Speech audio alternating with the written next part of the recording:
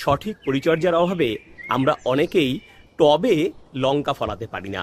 অনেকের গাছে ফুলই আসতে চায় না। অনেকের লঙ্কা গাছে ফুল এলেও সেটা ঝরে যায়।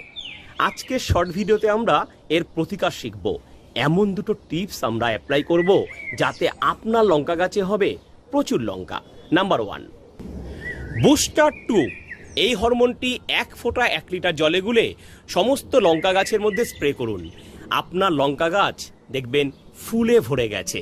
আর ফুল আসার পর অবশ্যই আপনারা এই মোবোমিন মাইক্রোনিউট্রিয়েন্ট 1.5 গ্রাম 1 লিটার জলে গুলে সমস্ত গাছে স্প্রে করে দিন।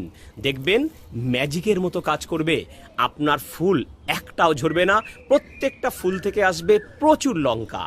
এইরকম শর্টকাট টিপস রোজ পেতে সাবস্ক্রাইব করুন স্বাদের ছাদ বাগান ইউটিউব চ্যানেল, ফলো করুন স্বাদের ছাদ বাগান ফেসবুক পেজ। ধন্যবাদ।